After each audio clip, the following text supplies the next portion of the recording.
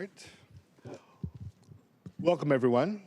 This is the April 2nd, 2025 Land Use Committee, and the meeting will come to order. It is 2:06 p.m. I'm Mark Solomon, chair of the committee. Will the committee clerk please call the roll? Councilmember Moore. Councilmember Rink. Present. Councilmember Rivera. Present. Chair Solomon. Present. Chair, there are 3 members present. Okay. Thank you very much. Let it be noted that Councilmember Strauss is excused from today's meeting. If there are no objections, the agenda will be adopted. Okay. Hearing no objections, the agenda is adopted. All right. So thank you very much for coming to this meeting to discuss land use. Another thank you to our city clerks, our central staff, and Seattle Department of Construction and Inspections to help us, in helping us prepare for this meeting.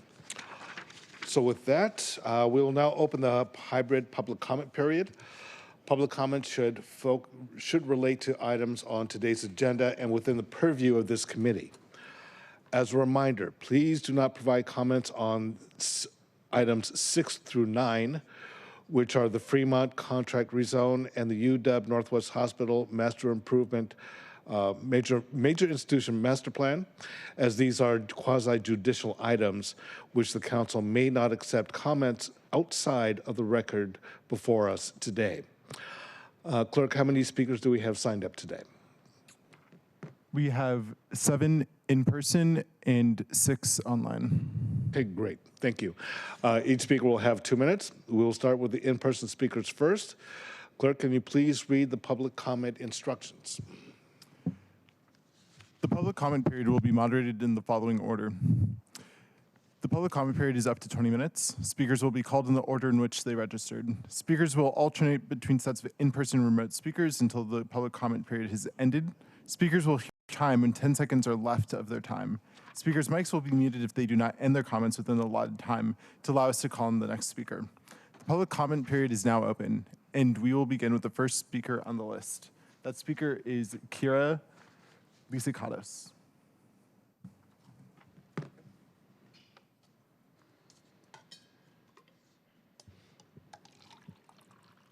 Thank you, Chair Solomon, members of the committee. My name is Kira Lysicatos, and I'm with the Downtown Seattle Association. The Downtown Seattle Association supports initiatives that enhance downtown's vitality, safety, and economic growth. We are here today to support 2 bills being considered by the committee that would do just that. DSA supports Council Bill 120771 to activate vacant storefronts, expanding allowable street-level uses to include arts, institutional, and office spaces will invigorate downtown streetscapes, attract pedestrian traffic, and reduce vacancies. Active storefronts are a key component to thriving downtown, driving foot traffic and creating a welcoming urban environment. This aligns with DSA's commitment to economic revitalization and enhancing the urban experience. DSA also supports Council Bill 120948. Extending building permit timelines for projects vested under previous codes will facilitate the completion of developments stalled due to financing challenges. This measure is crucial for delivering housing units and generating city revenue. A vibrant, active downtown with occupied storefronts and ongoing development naturally promotes a safer environment for all.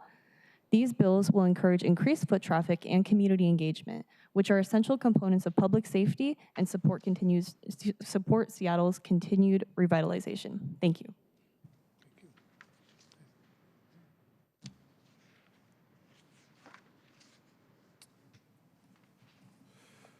Next up is Scott Surdike.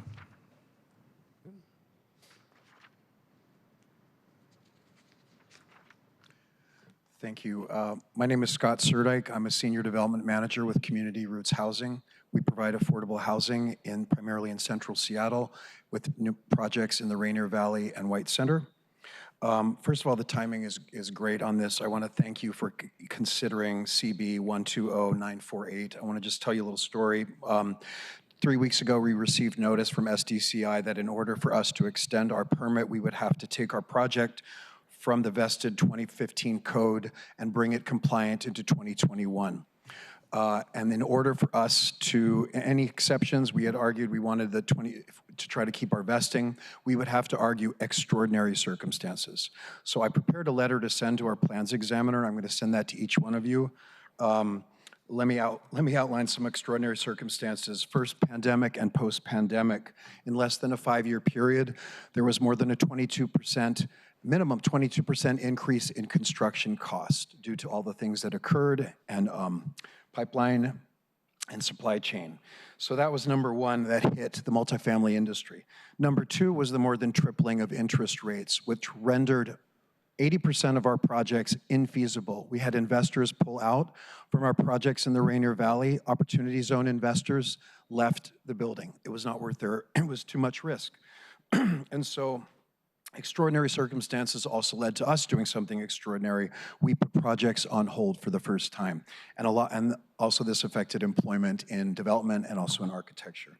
The extraordinary low point, another extraordinary circumstance is the extraordinary low point in the delivery of units in 2027. It's estimated that the delivery of units in central Puget Sound will plummet 75% as only 3,700 units will be delivered. Oops. These projects are going to add $6.7 million to the cost of our projects. $6.7 million for us who are trying to build 300 units of affordable housing in the Rainier Valley. This is a tremendous hit. Please consider this bill. This has been an extraordinary time for us. Thank you. Next up, we have David Gloger.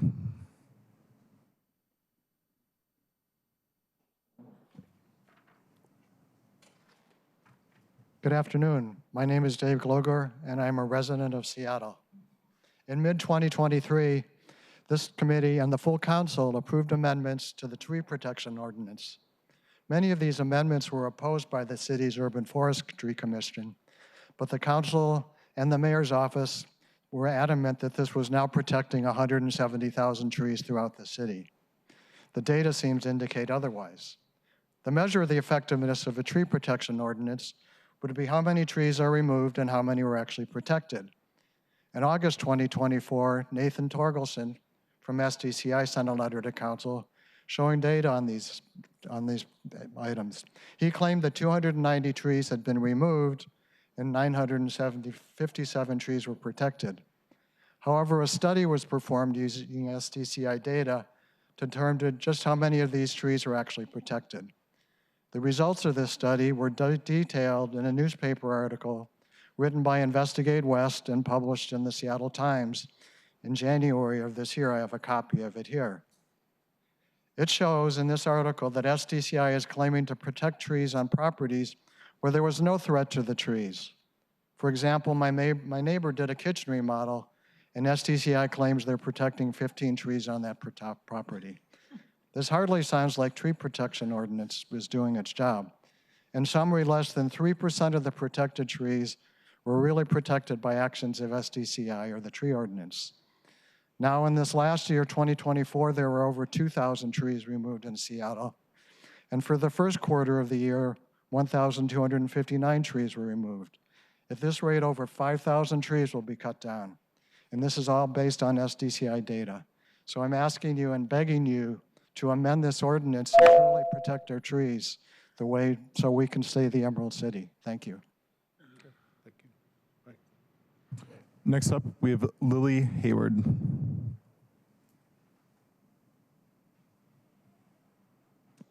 Thank you very much, and good afternoon, Chair Solomon and members of the committee.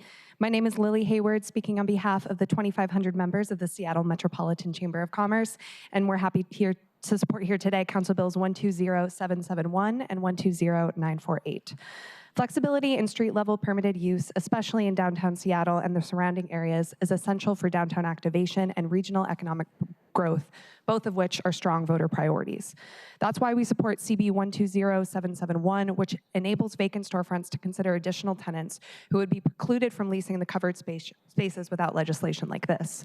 This bill will enable more small businesses to capitalize upon vacant commercial space, generating economic activity and improving the perceptions and reality of public safety in our communities. Also essential for the growth of our region is CB 120948, which ensures that multifamily projects stalled by the pandemic and consequent economic conditions can be completed.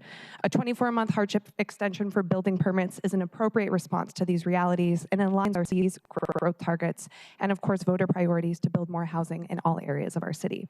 Thank you very much for the opportunity to speak today and for your continued commitment to making our city a more affordable and accessible place to live and do business. Thanks.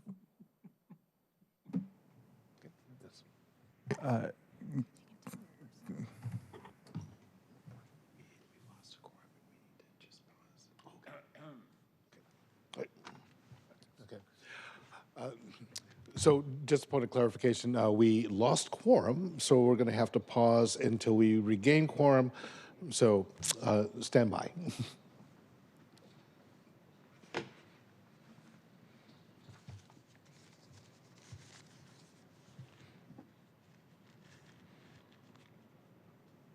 So you give us a beer?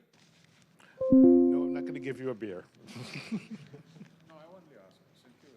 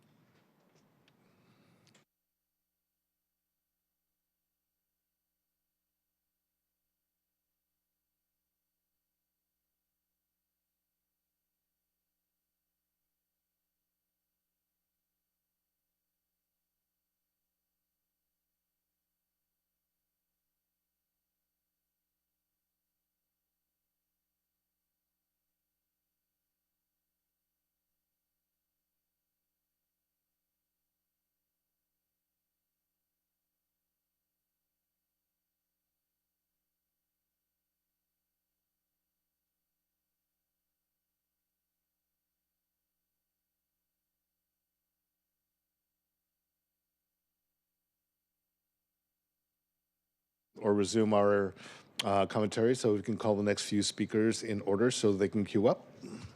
Next, we have Alex Zimmerman.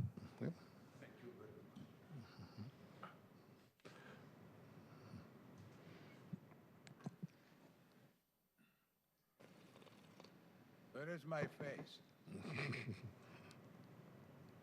Oh, thank you very much. Sie Heil. Doridem Nazi Gestapo Fascist Bandit. Yeah. My name is Alex Zimmerman. I'm president of Stand Up America. I support Trump for 10 years. I am MAGA member, and I have 6,000 day of trespass, but there's nobody having human history. Yeah, so this is me, Alex Zimmerman. You Nazi pig, give me 6,000 day of trespass. Right now, I want to speak about agenda number 1. You choose commissioner. I try be a commissioner for last 20 years and make dozen application. I don't understand why you don't choose me. I'm one from best men, but don't have a knowledge in human history. 6,000 trespasses is very unique situation. Plus you 5 times prosecute me. So I'm probably best of the best, comparable to Nazi pig who you are. So why don't choose me be a commissioner? Maybe need somebody different opinion. And what is I can speak to the 700,000 degenerative idiot? What is I come here for 30 years? They speak again and again and again. And nothing change in city. Life go worse, worse, and worse. I read today, for living in Seattle need $170,000. 10 years ago, that's only $70,000. Right now, $170,000. And look this idiot who sit here. Look the 700,000 cretina. What is coming talking again and again and again. And nothing change. Choice same Nazi pig. Viva New American Revolution. Viva MAGA. We need stand up, you freaking degenerative idiot. We need change. We need make life better. Next up, we have Ian Morrison.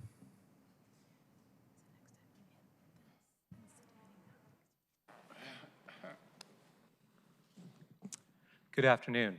Thank you, Chair and members of the committee. Ian Morrison here on behalf of NAIOP Washington State, the Commercial Real Estate Development Association.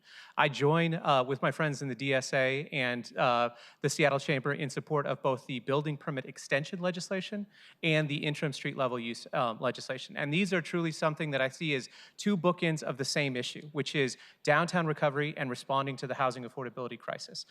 In terms of the permit extension legislation, what you heard from Scott from Community Roots Housing and from others, these are projects that have gone through the master use permit process. They've gone through the design review process. They have gone through the approval process, and they are sitting here waiting to be able to have the financial ability to proceed forward. And you have already, as a council, extended the master use permits, so this is the last thing that needs to be done to keep these projects alive. And these projects are projects that have now suffered through COVID. They've suffered through Trump's like tariffs and steel costs. They've suffered through inflation and shocks to the system. So this is something that will help keep these projects, which if approved, which these projects all want to go forward, will start construction jobs, they'll pay MHA fees, and they will bring much needed housing and lab space along with office space and other uses to the city. So that is one thing that we would strongly encourage. We support Councilmember Solomon's amendment, a technical amendment to clarify the date, and we really applaud the council and the mayor and SDCI for bringing that forward.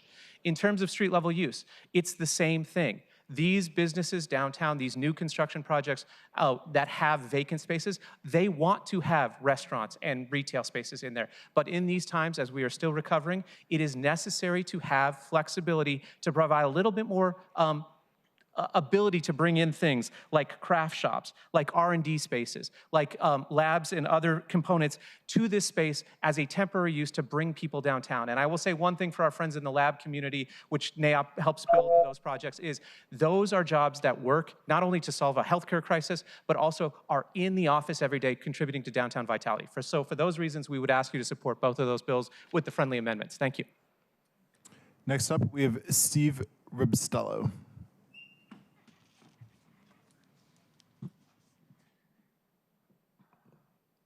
When MHA was passed, there was a goal of 50% of people taking the payout and having at least 50% in the neighborhoods where the buildings were built. Seattle has not met that goal. Now, this promise was to citizens, so I assume it's worthless at this point, but this promise was to have a variety of folks in most neighborhoods. And I originally thought it was just developers not wanting to pay a reasonable development fee, because many of us NIMBYs were told that, that this fee was high, even though it was the lowest that anyone had ever seen anywhere. And it's not doing the job of spreading people around the city in a reasonable way. I would like to see that actually happen. And to do that, you're going to have to raise the MHA fee. Now, this will have many positive things. One, it will provide more money for housing for people in the deepest of need. And two, it will provide housing much quicker, because if the building permit is issued and the building is open, that housing is available. If they pay the fee at that time, then it's going to be a couple years, maybe 5 years before housing actually comes out of that fee. My hope is that we would do it much quicker rather than slower. But I'm only a citizen. I'm not an expert. I only observe what really happens and not what a theoretical situation. The other thing is you should be monitoring the number of units on the regular market that are not expensive, that keep getting dropped off.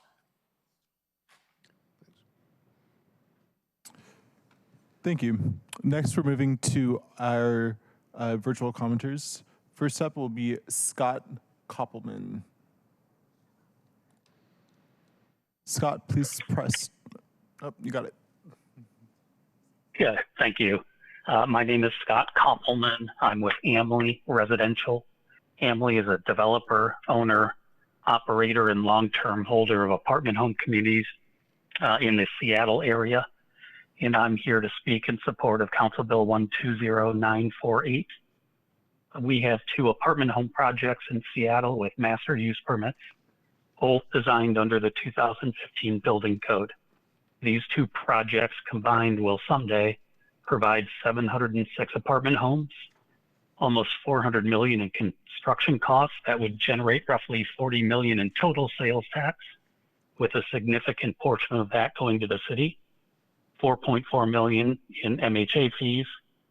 Also, both projects are high-rise construction and will utilize union labor. We own the land for one of the projects, and we have a long-term lease for the other project.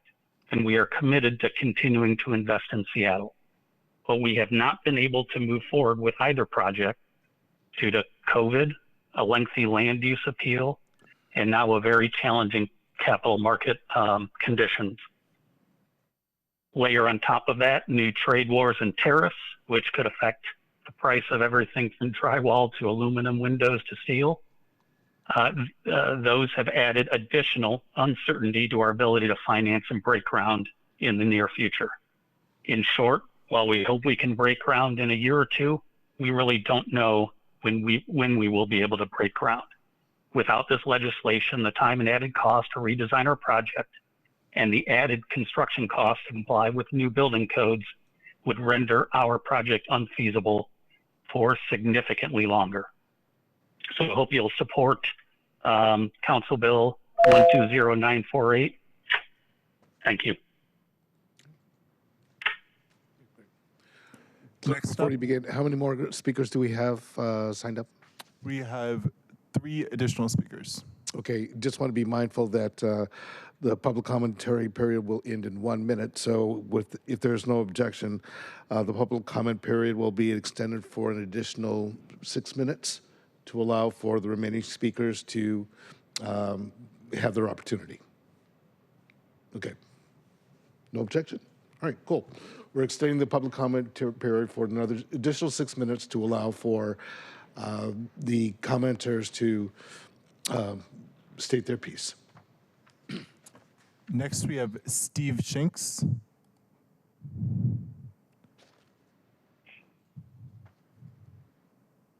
Hi, good afternoon, committee meetings. Thanks for extending the period and hearing my comments. My name's Steve Shanks. I'm the managing director with Shorenstein Properties. I'm here to speak regarding item 12, Council Bill 120948. We have an existing building permit at 235 9th Avenue in South Lake Union, where we plan to build a 7-story office building. The pandemic's impact on the office market continues to be felt through increased construction costs, increased interest rates, and decreased leasing demand. Adding an additional 2 years to our permit lifespan will allow more time for the market to improve enough to support the cost of new construction. Our project will contribute about $1.5 million to the city's MHA program, not to mention hundreds of construction jobs and up to 1,000 permanent employees. This legislation is very impactful both to our project, but also to Seattle's continued post-pandemic recovery, and we ask that you support it. Thank you.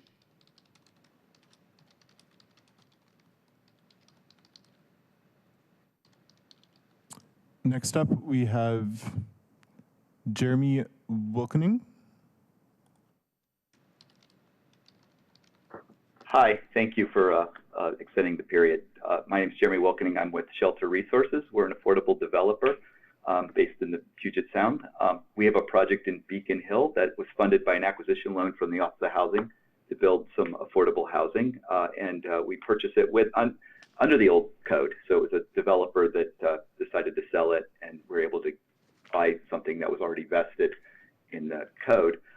Since then, we've been applying for additional funds needed to build the building and are continuing to do so. We haven't been successful yet. As you all know, there's quite a backlog of affordable projects in the Office of Housing pipeline.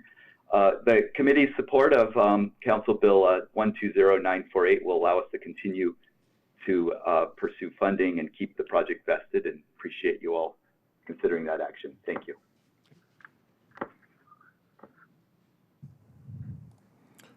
Next, we have Alex Anker.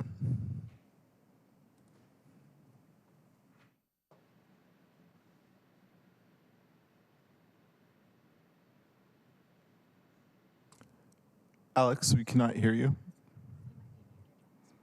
You might be muted on your phone. Please press *6.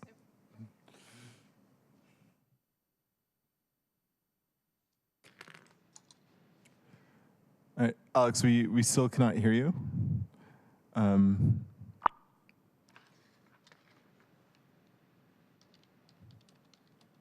Hey, sorry about that.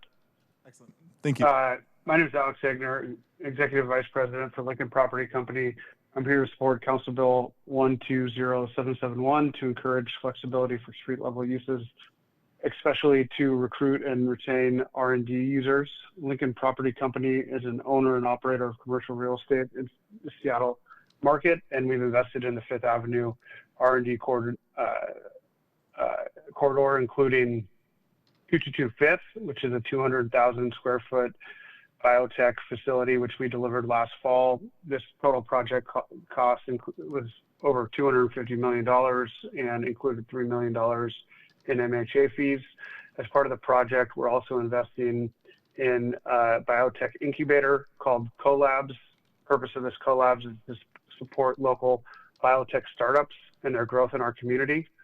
The biotech industry is an economic driver for the city of Seattle, and these are in-office jobs that activate downtown. 222 has street-level uses that are currently slated to be retail that we would like to convert for office and tenant uses. The types of these uses that we would be seeking on the ground floor would not have any safety or noise impacts. There would be no chemicals located in these locations. This bill would provide great active street-level uses that would support our biotech cluster. We have an additional project located just south of 222 Fifth at Fifth and John. It's a permitted 200,000 square foot biotech project as well. As of now, the project is on pause, but this amendment would be helpful to accelerate the project's feasibility. We applaud the mayor and council for their commitment to downtown biotech sector and encourage this bill to pass. Thank you.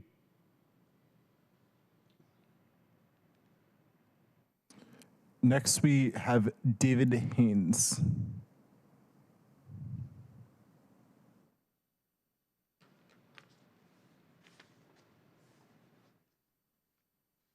Hi, thank you. City Council has put restrictions on developers to disincentivize them and then pay into an MHA fee fund, and then they changed the law that only their politically connected, unqualified nonprofits get access to hundreds of millions of dollars.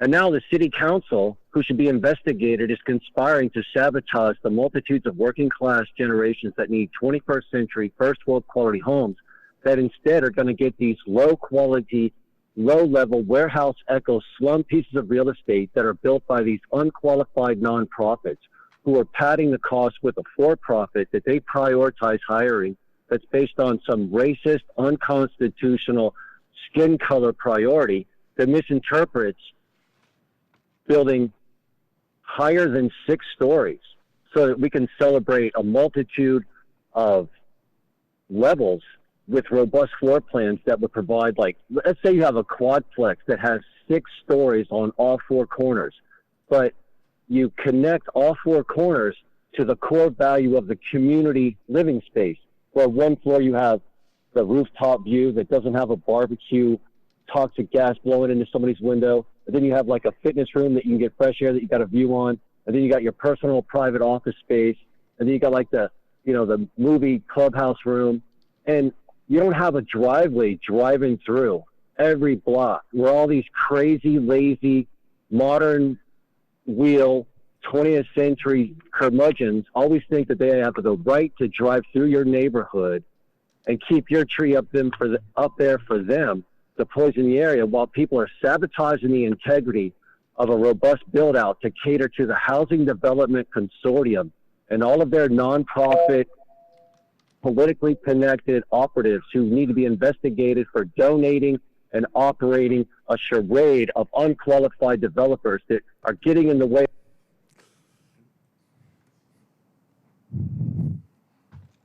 That was our last speaker? That was our last speaker. Okay, very good. Thank you very much. At this time, then, public commentary is closed, and we will proceed on with the rest of our agenda. Will the clerk please read items 1 through 5 into the record? Agenda items 1 through 5. Appointments 3110 through 3114. Appointment of Aaron D. Clark as member, Urban Forestry Commission, for a term to March 31st, 2026. Appointments and reappointment of Drew Epping, Melanie Ocasio, and Leah Hall as members, Urban Forestry Commission, for terms to March 31st, 2027. Appointment of Lonnie Chang as member, Urban Forestry Commission, for a term to March 31st, 2028. Okay. It is Lauren here from the, oh yes, please come forward. Come join us at the table, introduce yourselves and start.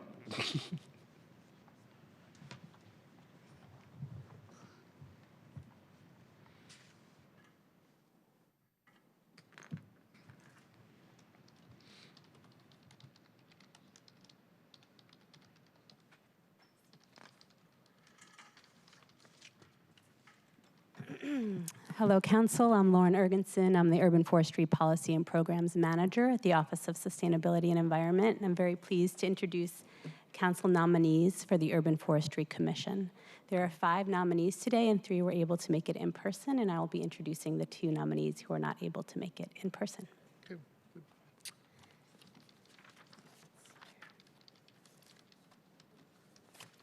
The first nominee is Aaron D. Clark for position number 1 of wildlife biologist.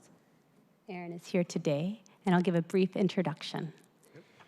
Aaron, him, has over 2 decades of professional experience working at the interface of ecological restoration and environmental justice. He is a highly trained in ornithology, ecological science, and biology. Aaron has mostly worked in applied fields, including 11 years with the urban green infrastructure sector in Seattle.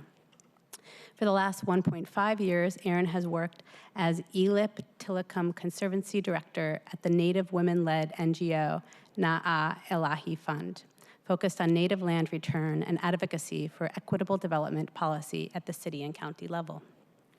Through the Urban Forestry Commission, Aaron hopes to advance environmental justice through urban forestry policy and equitable access to the benefits of trees. He's excited about the growing body of research showing the very real health, mental health, and economic benefits that healthy urban ecosystems can provide, especially for communities who bear the brunt of environmental degradation in the form of premature death and health impairments. So that is Aaron. Would you like me to keep going, or would you like a moment to talk with Aaron? Keep going. Yeah, keep going, then we'll do comments. Q&A at the end. Q&A at the end, yeah. Great, thank you. So our next nominee is Lonnie Chang. Lonnie was not able to be here today, but I'll go ahead and introduce Lonnie. Lonnie is the nominee for position number 3, which is the Natural Resource Agency or University Representative. Lonnie, her, works for the USDA Forest Service Pacific Northwest Regional Office, implementing the wildfire crisis strategy to reduce wildfire risk and enhance forest resilience across Oregon and Washington. In her role, she collaborates with forests and community partners to ensure equitable wildfire risk reduction. With a diverse professional background, Lonnie has remained passionate about working with people to develop solutions that support both community and ecological well-being. She holds a master's in environmental management and a BA in environmental science. Lonnie resides in Capitol Hill, and she feels fortunate to live near numerous parks and a thriving urban canopy. She's excited and grateful for the opportunity to advocate for the equitable distribution of these benefits throughout the city.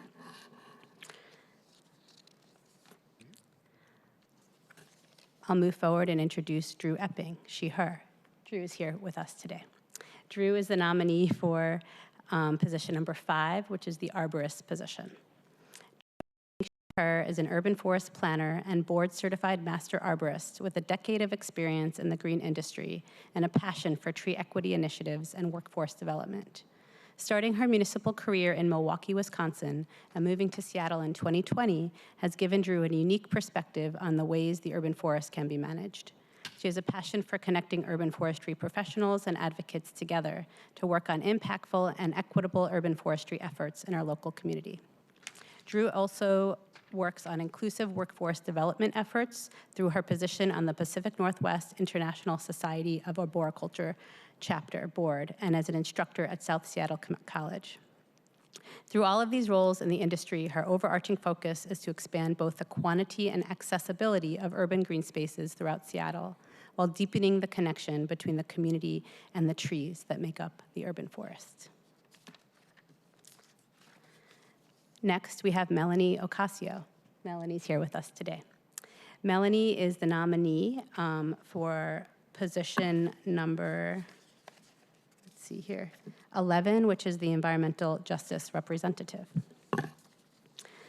Melanie is a conservation biologist, BIPOC community advocate, and STEM educator. She has been working to create inclusive spaces in environmental STEM for the next generation of BIPOC students, researchers, and learners. Melanie is beginning her professional career with an understanding of the intersection between environmental justice and urban forestry. In her current role with South Biolab, Melanie connects communities with STEM education offerings and expanding curriculum in environmental science learning and community projects. Through this work, Melanie aims to expand urban forestry and farming in marginalized communities in South Seattle. Melanie has also worked on forest restoration and flood mitigation and forest thinning with federal agencies performing environmental conservation projects on our nation's public lands. And finally, we have Leah Hall, who's a reappointment for position number 13, and Leah is the Community Neighborhood Representative. Leah Hall was born and raised in Seattle in an extended household of mixed ethnicity, culture, and multiple generations. After obtaining a graduate degree in New York City, Leah returned to the Emerald City. Leah resides in Rainier Beach near Kubota Garden with her partner and 2 young children. Her husband and business partner run a neon shop, mostly producing neon art and signage for small businesses and artists in and around Seattle and beyond. Leah has a permaculture landscape design certification through Seattle Health and is passionate about planting, propagating, and sharing native plants. Through these networks, her time spent as a yoga instructor and engaged with other families, she committed to listening to various perspectives throughout her community. Thank you very much for the hopeful appointees that are here. Are there any comments that you'd like to offer? No? Good. Okay. No, no, really. Let's see. I don't have any prepared comments, but we just appreciate the consideration. It's a valuable asset to our city to have this commission to bring forward issues and to guide the council on tree policy as it relates to the city. There's a really important intersection between trees and public health, and I personally am very passionate about that and excited to bring more trees and more health to all of our communities and do so equitably. Okay, great. Thank you. Any other commentary? Yes. Yeah, just for me, a lot of the work I do is outside of the city of Seattle, but it is my home and where I live. So I'm really excited to just be able to bring the conversation and expertise I have to serve the city that I live in. And I'm really excited about that. Okay, great. Thank you. Hi. Hi, thank you for listening to us and hearing about the work that we've done in Seattle. I am fairly new to Seattle, but I'm really passionate about BIPOC communities, specifically in South Seattle, and I really want to emphasize the education that they need down there for community planning, and they really need to, have people lead them through environmental justice and hear their voices along the way when it comes to city policies that are being made. Thank you. Okay. Thank you. Any questions or comments from the committee? Okay. Councilmember Rink. Thank you, Chair Solomon, and thank you three for being here today. What is clear is there's an abundance of expertise amongst you, and thank you for the work that you've done in your careers, and thank you for signing up to be a part of one of our commissions. It's certainly appreciated. I am such a fan and appreciative of all of our commissioners, just given you could be doing anything with your time, but you're choosing to serve the city and provide that expertise, so thank you. And my one question for you, and apologies if this is a little premature, but I'm curious if there's one thing that you're hoping to achieve on the commission this year. I'd be curious to know what that is. I'll start since I started and I'm alphabetically at the front. There's two things. I mean, I think I would love to see commissions like this have some form of compensation. As you mentioned, this volunteer service is needed. We appreciate your appreciation of it. I don't personally need to be compensated for this. I would give that back to the city or to the communities. But in order to center equity, we really need to compensate people for their time. And if we want people who are on the front lines of all of these issues, they're the least able to show up and volunteer that time. Yeah, for me, seeing the connection between the city and the county and the state and the surrounding cities around Seattle, and just seeing how trees and green infrastructure really bleed into everything else we do. So just kind of finding ways to really strengthen those relationships. One thing I really hope to see is more representation when it comes to the community coming to these board meetings, especially with POC and BIPOC representatives. I hope to, spread the word and help educate and really empower people to come out here. And I think it's maybe taboo to say, but I really hope that we spread love. I think it's a really divisive time, but I think it's really important to really move forward in the commonalities that we have and move forward to progress communities that really need help and support. Thank you for that. There's certainly a lot of attacks on environmental justice and divestment from our public lands and our conservation work. And so I'm certainly grateful that we have an Urban Forestry Commission and the City of Seattle continues to prioritize this work. So really looking forward to engaging with the commission in the future. Thank you. Yeah, and I'll double your current salary, so. Councilmember Rivera. Thank you, Chair. I too want to thank our folks that in community that volunteer to take on these commission roles.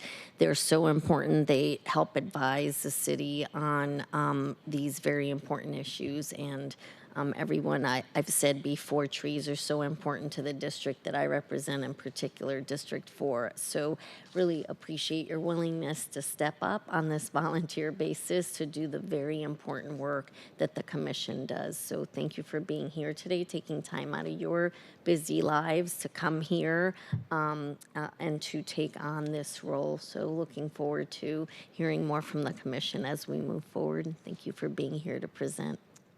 Thank you, Chair. Right.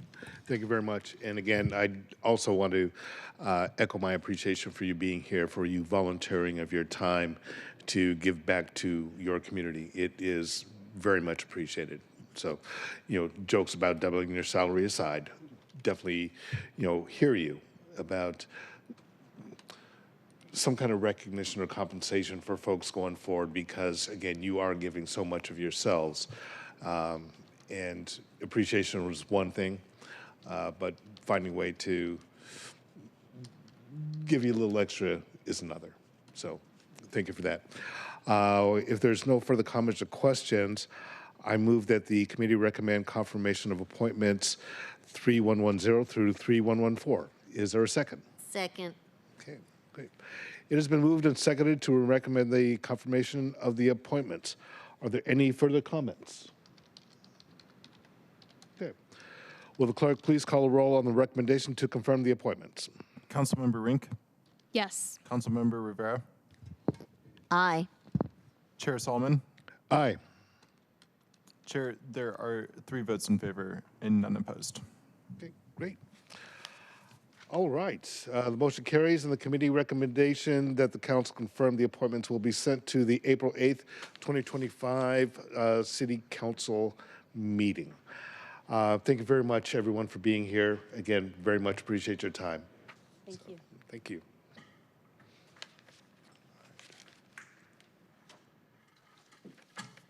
Okay. All right, we will now move on to our next items of business. Will the clerk please read items 6 and 7 into the record? Agenda item 6, clerk file 314491. Application of Encore Architects PLLC to rezone in an approximately 34,654 square foot site located at 8601 Fremont Avenue North from single family SF 5000 to low rise 2 with a M mandatory housing affordability suffix. Agenda item 7.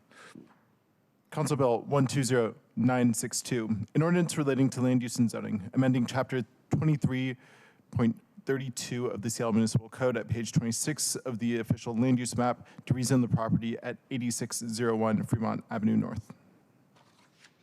All right. Thank you. Item 6 and 7 will be addressed together, and the committee will vote on each separately. I see our presenter has joined us. Thank you very much, Mr. Woodson. So go ahead and please share your presentation once you are ready. Right. So you got a briefing on this rezone at your last meeting. I'm happy to share slides, but I think council member questions were addressed at that time. So if there are no questions, I'll walk through about the rezone. I'll walk through the procedure to approve the rezone. Right. Yes. Great. And just as a reminder, it's a 35,000 square foot site in the Greenwood neighborhood that's being rezoned from neighborhood residential to low-rise 2 with a M1 mandatory housing affordability site to facilitate the development of 53 low-income housing units. Okay. So you have two pieces of legislation in front of you. The first is a clerk file. The clerk file is created at the beginning of the process when a rezone is applied for. And at the end of the process, council adds findings, conclusions, and decision about the rezone. Generally, the findings, conclusion, and decision, it reflects the recommendations of the Seattle hearing examiner, and the draft findings, conclusion, and decision that's attached to my memo, which we are recommending, does reflect the hearing examiner's recommendations. So for the clerk file, you would add that findings, conclusions, and decision document to the clerk file. For the council bill, that will effectuate the rezone. In other words, it changes the city zoning map to show the new zoning. And for that one, it's basically just recommending to the full council to adopt the ordinance. There's one minor technical amendment to that. It inadvertently has a mayor's signature line on the council bill. Contract rezones are a councilmanic action. The mayor doesn't have a role in it, so recommend taking the mayor's signature line off that bill. If the committee votes to recommend approval of the council bill, the applicants will sign the property use and development agreement, which is one of the attachments to the rezone, and at full council, you will swap out that signed final version of the property use and development agreement for the draft that's currently attached to the bill. Great. All right. Do we have any questions on real quick in terms of swapping out the mayor's signature? Does that need to be an amendment, or can? Yeah. Okay. That should be just a verbal amendment. Okay. Yeah. All right. So first we need to move the bill, then we move the amendments? I think they are in front of you. Okay, yes. Okay, move the clerk filing. Okay, great. All right. So we will vote on these items separately, starting with the clerk file. I move that the committee recommends that the clerk file 314491 be granted. Is there a second? Second. Okay. It has been moved and seconded to grant the clerk file. All right. Okay. Now I move that the, okay, do we do the next motion and then vote? Still new to this. Okay. Okay. I also move that the clerk file be amended to add the findings, conclusions, and decisions of the council. Is there a second for that? Second. Okay. Moved and seconded. All right. It has been moved and seconded to amend the clerk file to add the findings, conclusions, and decisions of the council. Central staff, do you have any more information to share on this document? No, it's basically standard language that adopts the hearing examiner's findings and recommended conditions. Okay, great. Any comments? Yes, Councilmember Rivera. Thank you, Chair. Thank you for being here, Lish, our trusty central staffer. I'm just confirming that the hearing examiner is fine with this proposal. Yes, the hearing we're examiner adopting recommended and they're approval. recommending. And then I know that when this was a few weeks ago when we first talked about this, and I know Councilmember Moore, who represents this district, had some questions. I know she could not be with us today, but I'm wondering, did she get her question? Do you know, get her questions answered? And I just want to make sure that. I think there were two questions. The first was around trees on the site. There's one tree that would be removed to allow for some surface parking spaces to be provided along the alley at the back side of the site. The project will include the planting of 56 new trees. So 56 trees are being planted, one tree is being removed. What tier tree is that, Ketel? I think she had concerns. It was permitted under, so they started this application 2020 under previous tree regulations. It's not an exceptional tree under those regulations. Okay. The second question was basically, why are they moving forward now, given that they acknowledge that the site is recommended to be rezoned as part of the mayor's comprehensive plan update process? Application work on this project started in 2020. They just got SDCI's recommendation to approve it in the fall of 2024, about when the mayor's recommended zoning proposal came out. They didn't want to just stop the work that they'd gone so far to sort of get that recommendation. They wanted to move forward because they know that this is a likely rezone. The mayor's recommended comp plan changes. The timeline was uncertain in the fall. It's still uncertain about exactly when those changes would go forward. So they did want to move forward with what they knew they had, but they are asking that if the mayor's recommended rezones go forward, that they be able to apply the higher zoning, LR3, that is part of that draft proposal that was published in the fall.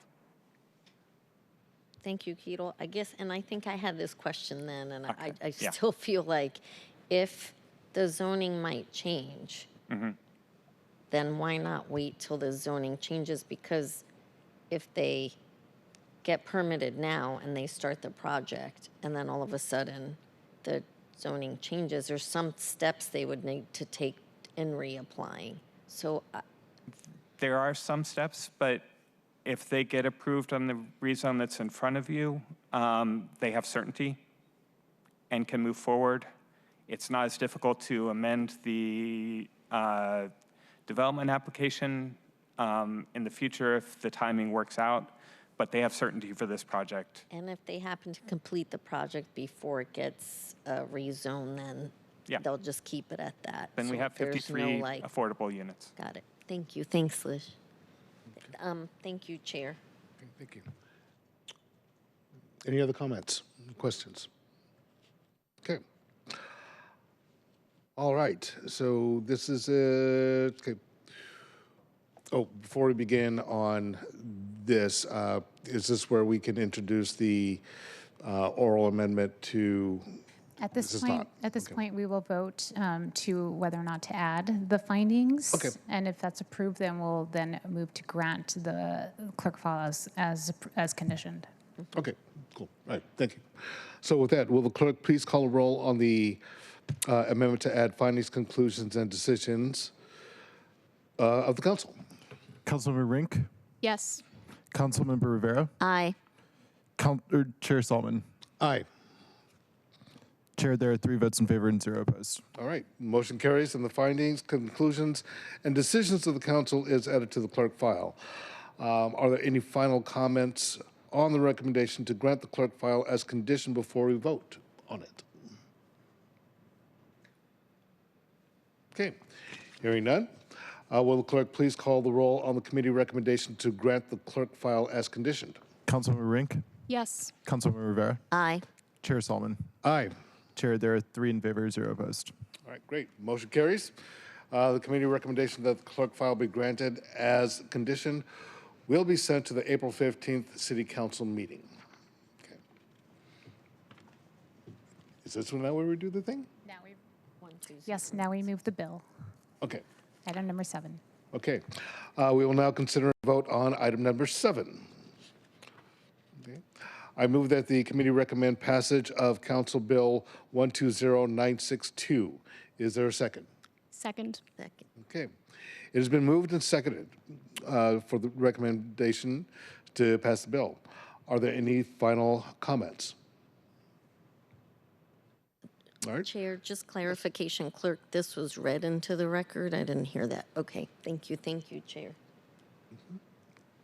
All right. Chair, if I may. Yes. So vote. Just want to express my excitement for this project to move forward. We're talking about bringing online 53 units of affordable housing. 20 of them are going to be family-sized, 2 to 3 bedroom. This is exactly the kind of project that our community needs right now. So I'll be voting yes today. Thank you. Great. Thank you very much. Okay. All right. So it's been moved and seconded. Here's the oral amendment. Okay. I move to amend Council Bill 120962 to remove the mayor's signature lines. Is there a second for that? Second. Okay, great. All right. It has been moved and seconded to amend the bill to remove the mayor's signature lines. Will central staff please provide an overview of the amendment? So the amendment just states that, or removes the mayor's required signature. Okay, because he's not required to sign it. All right, cool. Any other comments on this amendment? All right. With that, will the clerk please call the roll on the adoption of the amendment to remove the mayor's signature lines? Councilmember Rink? Yes. Councilmember Rivera? Aye. Chair Stallman? Aye. Chair, there are 3 votes in favor and 0 opposed. Okay. Motion carries. The amendment is adopted. Are there any final comments on the bill as amended? All right. Cool. Will the clerk please call the roll on the recommendation to pass Council Bill 120962 as amended? Councilmember Rink? Yes. Councilmember Rivera? Aye. Chair Solomon? Aye. Chair, there are 3 votes in favor and 0 opposed. Good. Motion carries, and the committee recommendation that the bill pass as amended will be sent to the April 15th City Council meeting. Cool. We'll now move on to our next items of business. Thank you very much, Mr. Whitson. Will the clerk please read items 8 and 9 into the record? Agenda item 8, clerk file 314511, application of the University of Washington to prepare a new major institution master plan for the University of Washington Medical Center Northwest Campus located at 1550 North 115th Street. Agenda item 9, Council Bill 120963, an ordinance relating to land use and zoning adopting a new major institution master plan for the University of Washington Medical Center Northwest Hospital. All right. Thank you very much. Both will be addressed at one time, and the committee will vote on each item separately. I see our presenter has joined us at the table, so could you please introduce yourself for the record and begin once you're ready? Sure. Ketel Freeman, Council Central Staff. I'll just say a few things to refresh the committee's memory about both the clerk file and the council bill here. On March 17th, the committee was briefed on the proposed major institution master plan for the University of Washington Medical Center Northwest Hospital. As the committee knows, that hospital is located kind of at the northwest corner of the Northgate Urban Center, adjacent to the Evergreen West Shaley Cemetery. Just a general background here, most large hospitals and post-secondary institutions are subject to regulation as major institutions. They're subject to an overlay zoning, which allows different development standards and higher heights that would normally be allowed under the underlying zoning. There are 3 required components of a major institution master plan: a development standards component, a development program component, so how much they intend to build, and a transportation management component, which usually translates into a single occupancy vehicle reduction goal. A MIP is prepared with participation and review by a development advisory committee that is essentially a citizens committee that helps inform the master planning process for each institution. For this particular MIP, the development advisory committee was convened, was formed by resolution in 2023, convened 16 public meetings, and published a final recommendation and report in July of 2024. So that was the final recommendation and report from the DAC. In September, STCI published a recommendation to conditionally approve the Major Institution Master Plan. The hearing examiner held an open record public hearing in October of 2024, and in December recommended conditional approval of the Major Institution Master Plan. We went through some of the conditions yesterday, but they essentially come from 3 different authorities. One is just the MEMP approval itself. Another is authority for rezone, so there's some rezone-specific conditions. And then there are some specific conditions that are imposed through the city's SEPA authority. So today, similar process to the one you just went through with Lish, the committee has proposed findings, conclusions, and decisions, which would reside in the clerk file. So the clerk file contains the record compiled by the hearing examiner at his open record public hearing, which includes the application from the University of Washington. And it also would contain an approval document, which is attached to the agenda. That's the proposed findings, conclusion, and decision. That proposed findings, conclusion, and decision adopts the hearing examiner's findings and conclusions of law. It conditionally approves the proposed Major Institution Master Plan and also imposes conditions recommended by the hearing examiner. So the action today by the committee would be to add that to the clerk's file and then move to approve or grant the application. In addition to what is in the clerk's file, there is an ordinance. The clerk's file is not sufficient to approve the application by the University of Washington. There has to be an action to effectuate it. Council Bill, the name 120963 would do that. It would file the clerk's file and request that the Major Institution Master Plan be updated to reflect the conditions that are recommended by the hearing examiner and could be imposed by the council, and then would also amend the future, not the future land use map, amend the zoning map to change the heights in the Major Institution overlay to reflect what's in the Major Institution Master Plan, and also to change the boundaries of the Major Institution overlay. Those boundaries don't expand beyond the edges of where they are now. They are just changed internally to where the existing MIO is. So unless you have any questions, we could move to action. Right, before I open it up for questions, I do want to reflect for the record that Councilmember Moore has joined us remotely. Okay. So any questions for, all right. So I move that the committee recommends that clerk file 314511 be granted. Is there a second? Second. Okay. It has been moved and seconded to grant the clerk file. Right. Okay. Also move that the clerk file be amended to include the findings, conclusions, and decisions of the council. Is there a second? Second. All right. Okay. It is moved and seconded that the clerk file be added to the findings of the council. Central staff, do you have any additional comments or information to share about this document? I do not. Okay. All right. Are there any comments from members? Chair, Councilmember Moore has a question, or has her hand raised. Councilmember Moore. Hi, thank you so much, Chair.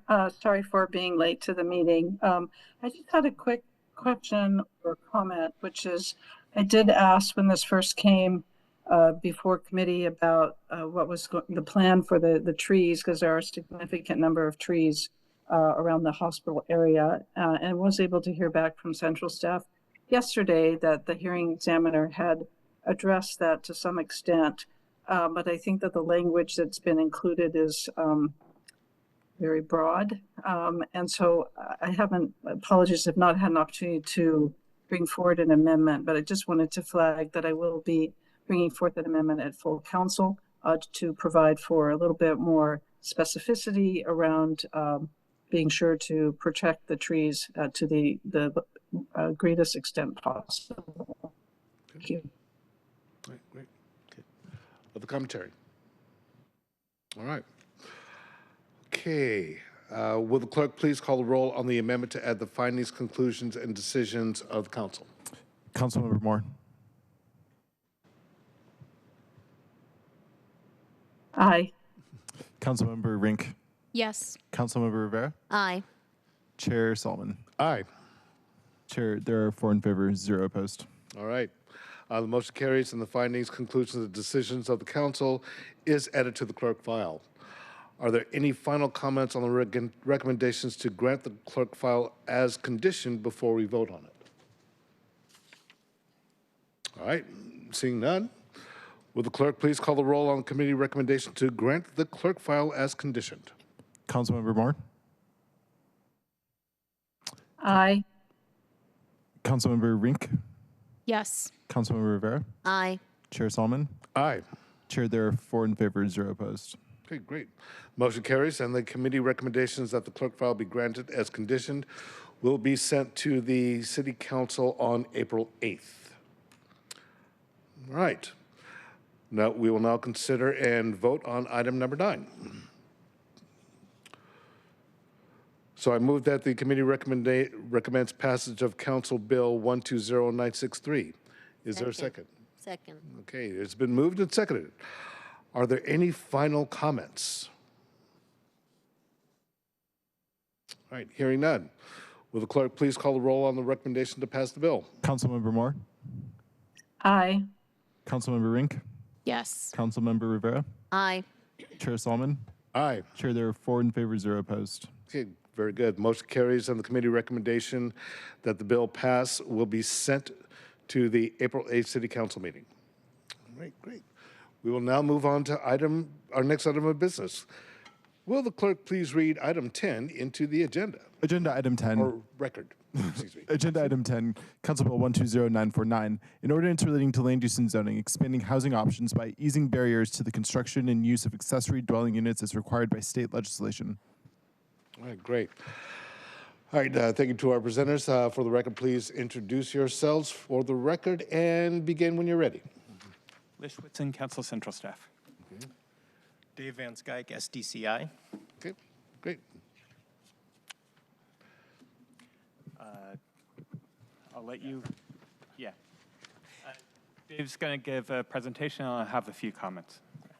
So I'm here today to present to you the compliance bill for House Bill 1337, which, as you can see from your materials, has to do with ADUs. I'll try to be brief and preserve time for questions because I'm sure you'll have some. Thank you. I'm not sure if this is set up as a, there we go. Nope, not that. Lish is helping. Wait, I think it's this, and then. Thank you. You got it? All right, great. There we go. So, where's our slides? There we go. Let me always introduce with our purpose, SDCI's purpose is to help people build safe, livable, and inclusive Seattle. Our values, equity, respect, quality, integrity, and service, which we always want to remember that. The purpose of this legislation is to address the House Bill 1337, which its basic intent was to regularize standards for ADUs across all zones where you can have a residential use. Secondary dwelling units on a lot, that's what we term an ADU. There are 2 types, an AADU or a detached ADU, which you usually hear the term DADU. Most of these in Seattle are located in the residential zone, the NR residential zones, formerly called single family, and the low rise. And over time, we've recognized both statewide and locally that they offer great opportunities for multi-generational living, some first-time ownership, and they provide flexibility for different types of housing. The bill that came down from the state, House Bill 1337, requires compliance by the middle of this year, June 30th, 2025. It, as I pointed out, standardizes or regularizes ADU provisions across all zones, and its impact is anticipated to be actually fairly modest. There is an important relationship probably to talk about with another bill that you've been briefed on and heard, I think, a fair bit about, House Bill 1110, which is the middle housing bill. Middle housing essentially provided or required additional density in residential zones. Both of these were passed in 2023, intending cities provide wider variety of housing types. The legislature was clear when they passed both of these bills that both options were intended to bolster middle housing, or what we think of things from like single family to stacked flats, that whole panoply of different types of residential uses. This legislation builds on and consolidates just the city's ADU code. It's separate from the HB 1110 compliance, although both are necessary in order to meet the state deadlines. This table is intended to show, in the column furthest to the left, sort of all of the provisions of 1337 that need to be included in the compliance bill. And the two additional columns showing sort of red, green and red are areas where green, we are already compliant. Our existing ADU regs are largely compliant with many of the provisions of 1337, and then points out some places where we need to make amendments. And this sort of give you a sense of the scope of how heavy the touch is to the underlying code that we're putting forward today. Oops, wrong. So currently, we have, there's an important provision, and our zones allow for the conversion of non-conforming structures. This is something that we've actually seen quite a few projects for. Let's say you have an existing garage in the rear yard behind your single-family house. Our existing regulatory framework lets you convert those and actually has fairly generous provisions for allowing some additional nonconformities. We didn't have a provision like this in other zones, the low-rise zones, mid-rise, high-rise, the other places where residential is allowed. So we needed to provide that sort of a conversion provision. So the alignment between what's allowed in NR is being brought to the other zones such as LR and MR, which is a requirement of 1337. Another key component of 1337 is the gross floor area that's allowed in an ADU. Right now, our NR zones allow what the state is requiring, which is 1,000 square feet of gross floor area, but the LR zones only allow 650, and in fact, we've seen not as many projects in the LR, maybe partly related to that. In order for us to be compliant, we need to normalize that across all those zones. There's another aspect of 1337, which has to do with street improvement requirements. SDOT generally requires fewer street improvements for projects with under 10 units. That's just a general framework that's in our code now. ADUs are not counted towards this requirement currently. What's needed in order to comply with 1337 is just a clarification of that, which you'll see in the bill. And this doesn't change any of the requirements that might be imposed when there's damage to the street due to construction. So when we're talking about street improvements, we're talking about putting in new infrastructure as opposed to restoring existing conditions. The other and probably biggest moving piece of this legislation is to allow 2 ADUs per lot outright. Currently, the NR zone allows a second ADU only certain conditions, under only specific certain conditions, such as being low-income housing or green built. The LR and RSL zones do not allow that. So in order to fully comply, we need to provide the same regulatory framework for those other zones, such that 2 ADUs are allowed outright. A key part of this and part of achieving the density that I think 1337 envisions is to allow ADUs and DADUs in different configurations. Right now, we allow a single DADU, or detached unit, in the rear yard. This would allow you to have 2 DADUs or a combined DADU, if you want to think of it as a duplex as a DADU in the rear yard behind a single-family residence. That would be a fairly typical pattern, but there are others that are allowed. So the code provisions we're putting forward would provide full compliance to where this set of regulations applies to all zones where residential is allowed. Height limits is another key component of 1337. Currently, our code limits in the NR zones are 14 to 18, so typically a 2-story home for a DADU, whereas you could have 30 feet for a single-family home. LR is slightly more generous in terms of ADUs. They get 20 feet, whereas the principal unit, a townhouse or row house or single family, could go 30 to 50 feet depending on the zone. In order to comply with 1337, we need to create a height limitation which is the same for a DADU, an ADU, or a single-family residence. So whatever the zone allows now, you'll see in the legislation that you would be allowed the same height for a DADU, which in some zones, such as the low-rise zones, that could be a DADU of up to 40 feet. Currently, we have design standards and development standards that apply differently in different zones. In NR, we have only development standards that really focus on setbacks, height, bulk, those sorts of things, with very limited design standards, such as where can the front door be. What's needed for full compliance with 1337 is to update our code to bring these lot size minimums, entry door requirements, things that are sort of a combination of a design standard and a development standard into line where they're consistent across all zones. Certainly open for questions if I went too quickly or if there's anything you want to talk about. All right. So any questions or comments for our presenters? Okay. Councilmember Moore. Thank you, Chair. I had a question about FAR limits. Will there be FAR limits? How do they relate to HB 1110? Yeah, that's a great question.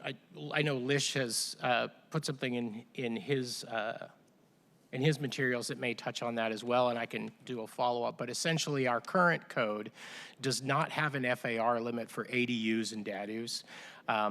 They are exempt from FAR. House Bill 1110, as I understand the prospective compliance legislation and then what's been put forward in the comp plan legislation, is a different framework.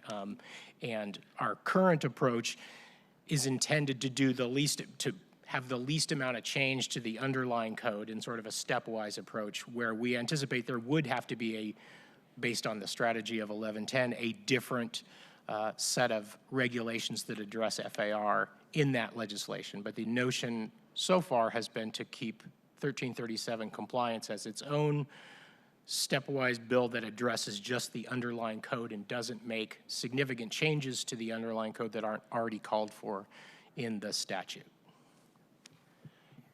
Instead of using FAR to regulate the size of ADUs, there's a maximum size limit for each unit. So in neighborhood residential zones, it's 1,000 square feet. You can have a 1,000 square foot unit on top of the floor area ratio that applies to the principal building.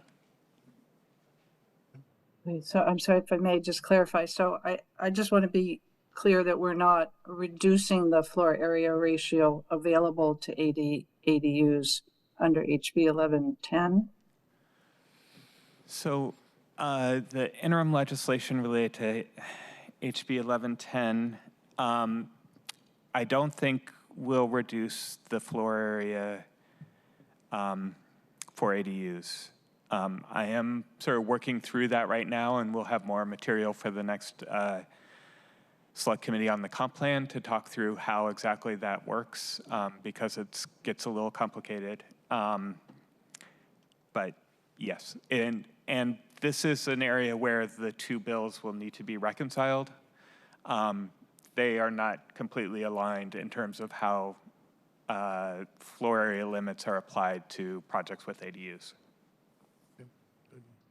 Okay, thank you. Yeah, I look forward to that additional information. Thank you so much. All right. Thank you, Councilmember Moore. Councilmember Rink. Thank you, Chair, and thank you both for being here today to discuss this. A quick question. Is there a cap on ADUs in MR or LR zones, and if so, why? Under the current regulations or under the proposed? Proposed. Under the proposed, it is the same size limitation across all zones. That's one of the sort of the mandates of 1337. In the past, we have obviously 1,000 square foot limit in the NR, which is what the 1337 calls for. We had a lower in the low rise, a 650 square foot limitation. And then mid-rise and high-rise, the code was silent. I don't think anyone had really contemplated that when we were drafting the ADU regs, back when that originally happened. And so how that applied and I only know of one case that happened where we had somebody propose it. We went to the default in that particular case of 1,000 square feet because it was clear that that was what was essentially allowed in single family zoning at the time that happened, now NR. Under these regulations, all ADUs would be given the same standing in terms of their maximum size limitation in floor area. And then there's another measure, which is the number of ADUs allowed on a lot. Under current zoning, it's 2 for neighborhood residential lots, 1 per principal unit for residential small lot and multifamily zones. Under the proposed bill, it would be 2 per lot for all zones, which may result in a reduction in the number of ADUs that could be built on a RSL or low-rise zoned lot. Thank you both for clarifying that. And Chair, if I may just add a comment to this legislation simply is bringing us into compliance with state law on ADUs, and thanks to the forward-thinking pro-ADU policies enacted in years past, we've already done most of the job on this, and we should continue to push forward legislation that allows for more innovative and affordable housing options, such as ADUs. Allowing for more ADUs is a cost-effective way to promote market-rate, lowercase affordable homeownership opportunities, whether it be for first-time home buyers or to support multi-generational living. We can and should do more to promote their development. So I will be voting yes on this bill and continue to look forward to the work we can do as a city to build more ADUs for working class Seattleites. Thank you, Chair. Any other comments? Yes. If I may, I have just a couple of other comments or things for the committee to consider. One, there will need to be some reconciliation between this bill and the interim House Bill 1110 legislation. So just want to put on the table that once you adopt this bill, we'll need to make some changes to the other bill to reflect the decisions you make on this bill. And I would recommend that you move the effective date of this bill to June 30th to provide SDCI enough time to actually make sure all of their that's the last possible date that the city can act on this bill, and that would give SDCI a couple more weeks to train their staff and get ready to implement the bill. Duly noted. Okay. And just want to say also the conflict between 1337 and 1110 is apparent, and so fixing that. Again, I'm still trying to wrap my brain around floor area ratio and lot size and lot area coverage and the footprint versus, yeah. More to be determined, but thank you very much. Yeah, oh, go ahead. Just welcome to the wonderful, crazy world of land use regulation. Yes. Well, I got a guy who loves land use, so he's all out. He's all in it. All right. Again, we are not doing, taking a vote on this today. Appreciate the discussion. Appreciate the presentation, and look forward to moving forward on this and getting it across the finish line. So, thank you very much. All right. Okay. So, are we at item 11? Yeah. All right. We will now move on to our next item of business. Will the clerk please read the item into the record? Agenda item 11, Council Bill 120771, an ordinance relating to land use and zoning, adopting interim provisions to facilitate occupancy of street-level spaces in the downtown, South Lake Union, and uptown urban centers. Okay, great. Thank you very much. I appreciate our presenters joining us at the table.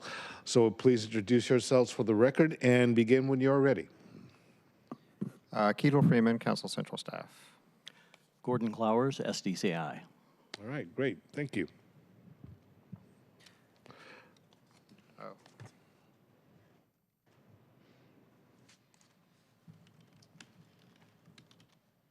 All right.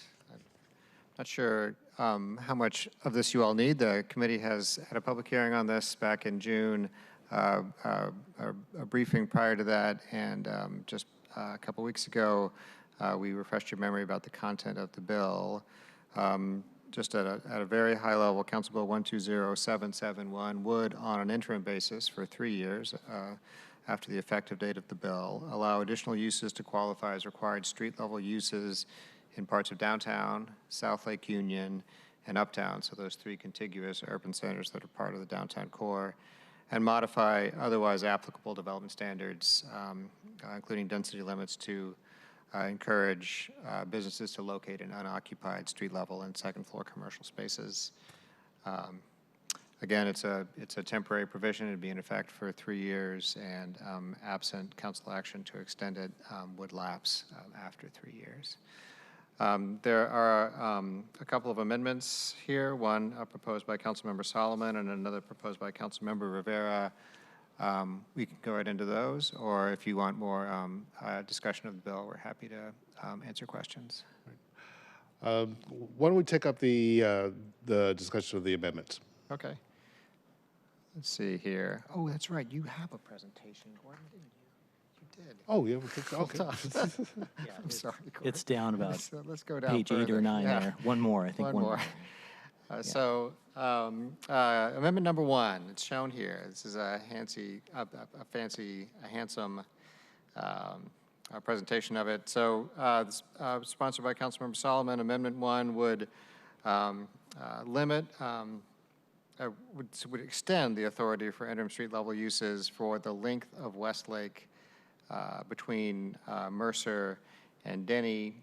As proposed, the interim use extensions only would have applied to the so-called Mercer blocks, so the area on Mercer Street between Mercer and Valley, and on Valley Street between Bourne and Westlake. So the proposed amendment would extend the authorization for interim uses to the length of Westlake that is not included in the mayor's proposal. Okay. Okay. And Amendment 2? Okay, so Amendment 2 proposed by Councilmember Rivera. It's a reporting requirement. It was distributed earlier today. I think there are paper copies in the public notebook. This amendment would require semi-annual reporting from SDCI on the number, location, and types of uses permitted as interim street level uses. For those members of the public who may be watching and don't have access to it, I'll just read it to you. Section would add a new section 13 to Council Bill 120771. Which would read as follows. The council requests that the Seattle Department of Construction and Inspections provide a written report by December 31st and June 30th of every year that this ordinance is in effect on the number, location, and types of uses that are permitted as interim street level uses. For each interim street level use, the report shall also identify the amount of floor area in the interim street level use and whether, absent the provisions of this ordinance, the floor area would be chargeable. The first report requested by this section should be provided by December 31st, 2025. The council may consider modifications to the interim street level use requirements if, based on the reporting, over-concentrations of permitted interim street level uses would preclude future development of pedestrian-oriented neighborhood-serving uses. Okay, great. Thank you very much. Any of the committee members have any questions about the underlying bill, and then we'll address the amendments as we go along. Okay.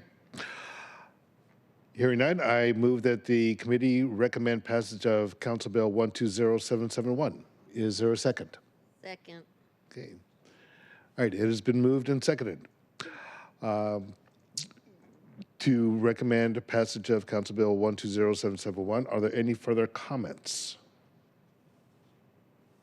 Okay. All right.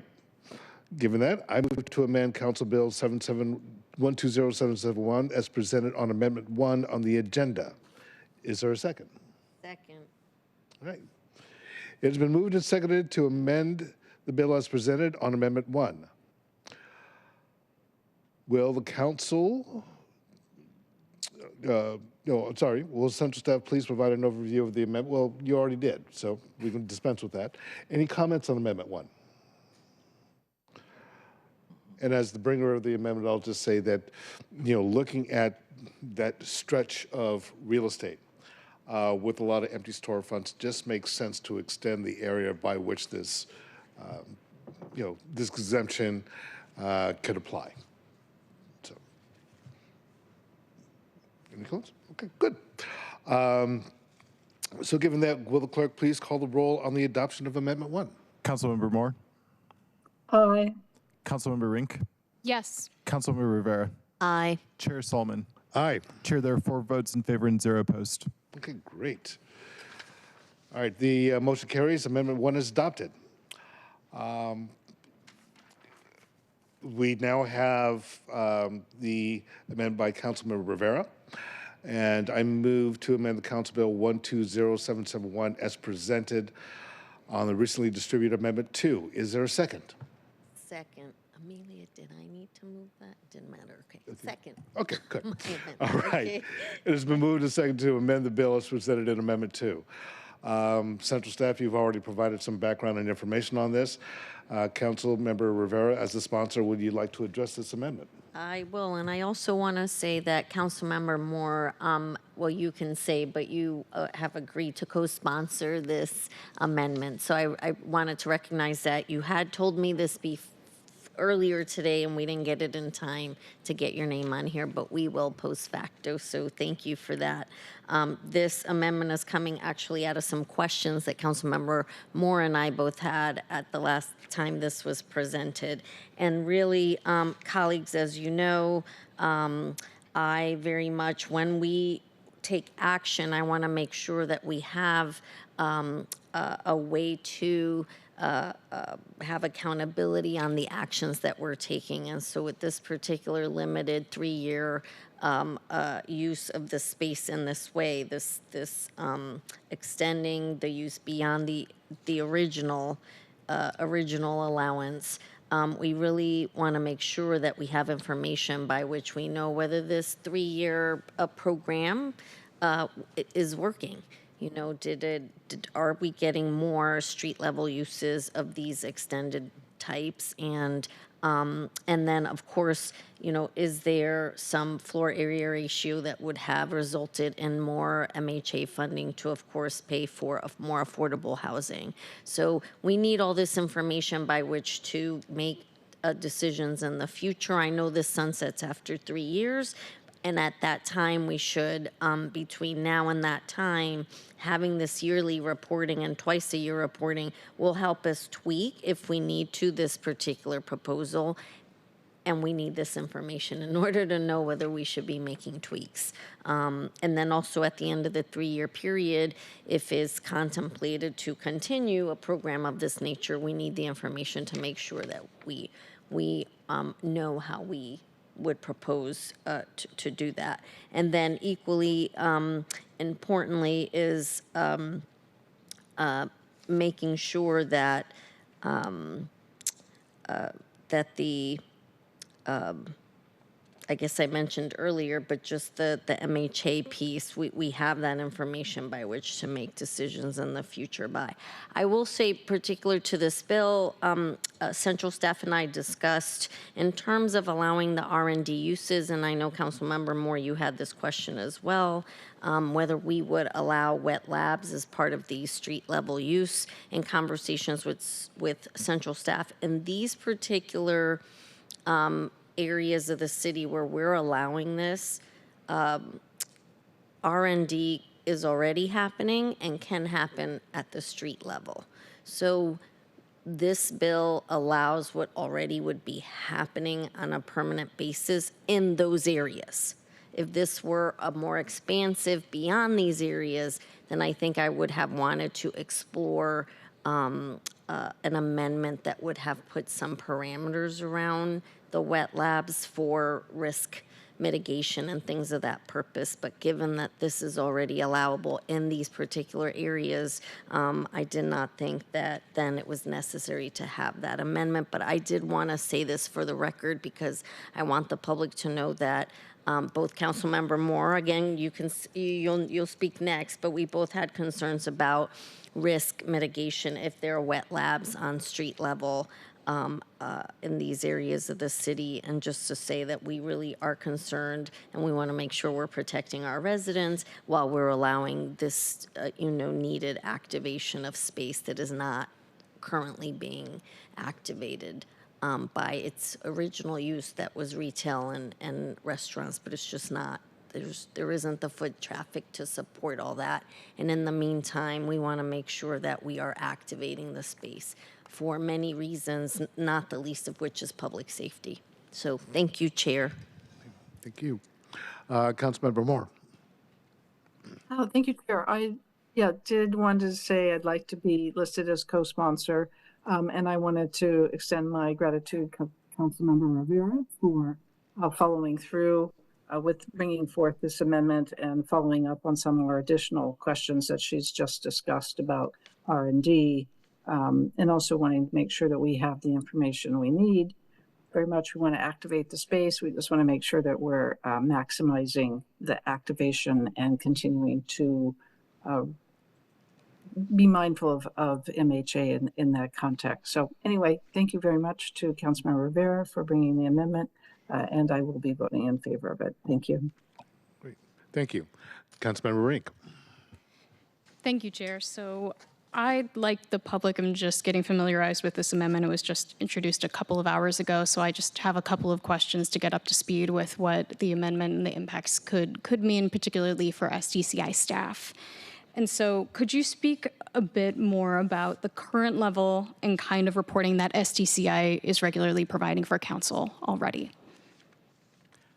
Well, my recollection is that with the previous interim bill we had during the COVID timeframe, there was, I think, an annual reporting of how many businesses took up the offer, and we fulfilled that. And so this would be similar, and 2 times a year, I think, would be fine as a duty to fulfill. Do you have an estimate on how much staff time it would take to fulfill this request? Oh, probably only 3 to 5 hours. Right. And to that end, how common is it to add reporting requirements at this frequency, and what kind of information would help council making decisions on this moving forward? How common? Well, you know, I think reporting more than once a year is a little bit less common, but in terms of wanting to see how this is being responded to by the market, I think that is appropriate. Sorry, the second part of your question was? What kind of information may be more helpful for council in making decisions on this particular topic moving forward? Well, I think that the list is appropriately covering the topics, and you know, we may find that any FAR implication is quite rare if it happens at all, but it would be interesting to know if it does happen. So other than that, yes, it's at this point we're able to track any projects that do come in that would be using this, so it would be appropriate. I would say it's almost never the case that the executive proposes that they report something. It's usually something that the council adds after the fact. The council could always, of course, have SDCI come in and report on something absent a specific request in a bill. But it is not unusual for the council to request reporting. There are a couple of reports here that are due to the council in May from prior pieces of legislation proposed by the executive. The one that comes to mind is there was a change to design review to allow projects performing under MHA to be exempt from design review. I don't know, that report is due in May. The council's interest at that time was to see, you know, was there any uptake? Was it in fact a good incentive? So I would say it's not unusual for the council to request reporting. Usually when the executive cannot accomplish that reporting, they request that the reporting date be changed, which actually was the case with that design review report. Initially that was due to the council. It would have been due to the council already, and there was a request during budget to extend it to May. Okay. Cool. Thank you both. I ask these questions because I'm mindful of SDCI staff time. Particularly, I know some of the most prominent feedback I hear from our partners is, again, just the challenges around permitting time, and certainly would prefer if SDCI staff were spending time supporting, getting our permitting timelines a bit speedier. And so I'm mindful of that, but hearing your feedback that perhaps each one of these reports is 3 to 5 hours of staff time, and hearing that my colleagues think that this is something that they would like to see reporting on just to measure the success of the program, I could be supportive of that. Thank you. All right. Thank you, Councilmember Rink. Any further comments on Amendment 2? All right. Will the clerk please call the roll on the adoption of Amendment 2? Councilmember Moore. Aye. Aye. Sorry. Councilmember Rink. Yes. Councilmember Rivera. Aye. Chair Solomon. Aye. Chair, there are 4 votes in favor and 0 opposed. Very good. The motion carries and Amendment 2 will be adopted. Are there any final comments on the bill as amended? Okay. Hearing none. Oh, Councilmember Rivera. Thank you, Chair. I just want to say that I hope this bill helps us be able to have some uses rather than empty storefronts. We know that can present public safety challenges, and it is much better to have a space filled and activated with a use. And so I really appreciate you, Chair, for bringing this forward, and I'm hoping that this will help activate these particular areas of the city, and I look forward to hearing back from you, and thank you for being here and presenting on this, and for being a good partner. So thank you. Great. And thank you, Ketel, for being here and helping draft all the pieces. Land use code is really complicated, and so we really appreciate you and Lish, who was here earlier, all your hard work on these land use issues. So did want to recognize staff both from SDCI and also from our central staff. And you, Chair. So thank you. All right. Thank you very much. Did you still have? Yes. Well, thank you, Chair. I just wanted to comment on the underlying bill. Just allowing more street level activation is a step in the right direction at a time where many of our storefronts remain vacant, and during a time where many small businesses are facing high inflation, high rents, and high operating costs. So it's incumbent upon us to provide these businesses with a variety of options to help businesses grow, and creating that flexibility to do more with storefronts in an area with notable vacancies.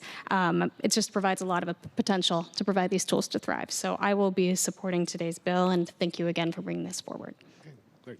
Thank you very much. All right. Will the clerk please call the roll on the recommendation to pass Council Bill 120771 as amended? Councilmember Moore. Aye.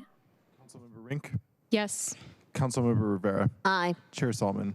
Aye. Chair, there are 4 votes in favor and 0 opposed. Okay. The motion carries on the committee recommendation that the council pass Council Bill 120771 will be sent to the April 8th, 2025 City Council meeting. Thank you very much. Now, we'll move on to our next item of business, and that, let's see, I think it's our last item of business for the day. Will the clerk please read item 12 into the record? Agenda item 12, Council Bill 120948, an ordinance relating to Seattle's construction codes, allowing for the extension of certain projects and building permits. All right, great. So I see our presenters have joined us at the table. Please state your names for the record and begin when you're ready.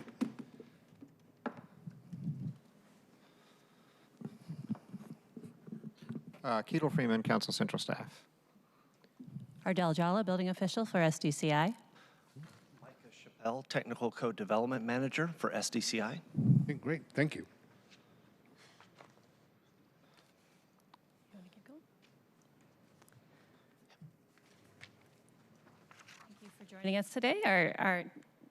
Again, going through SDCI's vision, purpose, and values, I do want to highlight, again, our purpose. It's helping people build a safe, livable, and inclusive Seattle. I think that this legislation helps achieve is helping people build. That is our goal. Next. This proposal would amend the 21 Seattle Building Code to extend permits for projects vested under the 2015 and the 2018 code. As we heard in earlier public testimony, this would allow projects delayed due to economic conditions to proceed without requiring costly updates to the current 2021 code. So the 21 Seattle Building Code allows 24 months for a construction permit to complete review and approval prior to being issued. Once permits are issued, they're valid for 18 months and may be renewed for an additional 18 months unless the construction's underway or an extension is granted for causes beyond the applicant's control. This legislation amends the 21 SBC to permit projects vested under the two earlier code cycles, the 2015 and 18 codes, that are experiencing a financial hardship to be extended. And there's two parts to it. The first is to provide an additional 24 months to a permit application from the date of the extension request for projects that are still under review. There are about 1,100 permits that would be able to take advantage of this extension. And without this extension, they would be subject to cancellation. The second part is to allow a permit that has been issued to renew for an additional 24 months, again, from the date of the extension request. Approximately 1,300 issued permits will expire prior to the November 2026 date that's included in the legislation. About 330 of those have had no activity since the end of 2023. So again, those are permits that are issued, and once they're able to obtain financing, could potentially start construction. So without this legislation, those permits could expire. This legislation also has a sunset clause tied to the next construction code updates planned for November 26th. I do want to note that there was an error in what was transmitted. It did include November 12th, 2024 as the sunset date, and that needs to be amended to November 26th. If you want to change next.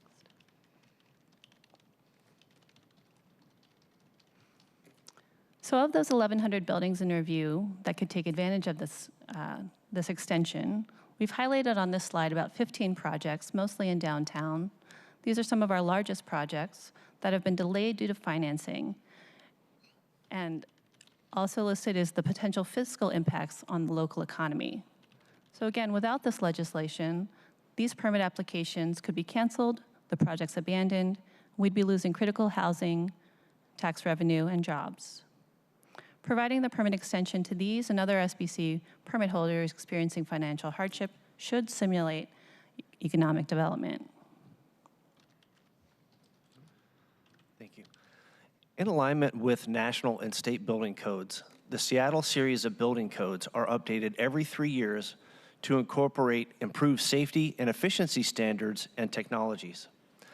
The proposed extensions and renewals for projects vested to the 2015 codes would allow those projects to not be in compliance with the current national seismic standard or increased energy efficient systems that meet the council-approved modified intent of the Seattle codes to include reduction of carbon emissions. Additionally, 2015 projects may not be taking advantage of smaller efficiency dwelling unit sizes that could have the potential to increase the number of housing units constructed. The 2015 projects and those projects vested to the 2018 codes will not be incorporating updated accessibility standards or taking advantage of more broad allowances for the use of mass timber construction, or using the greater flexibility in energy code for existing buildings provided in the 2021 codes. While these updated codes are important, we do want to reiterate that buildings vested or constructed under the 2015 and 2018 codes remain safe. The impact and justification of this legislation aligns with some of the public comment provided today by maintaining feasibility for older projects, aligns with the downtown activation plan, prevents the potential loss of critical housing units, and provides certainty to the developers of those units that their project permits can be renewed or extended on a timeline that may allow the projects to move toward completion. Thank you. Happy to answer any questions from the committee. All right. Any questions from the committee members?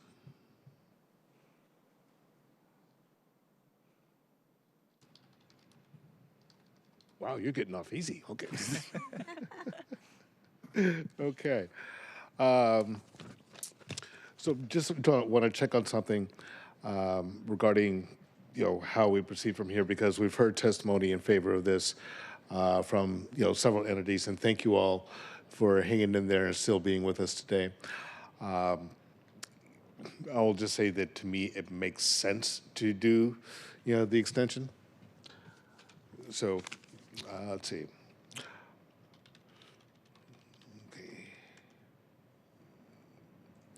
Okay. So yeah, just want to make sure that, if we could proceed, with vote today, but I'm getting the sense that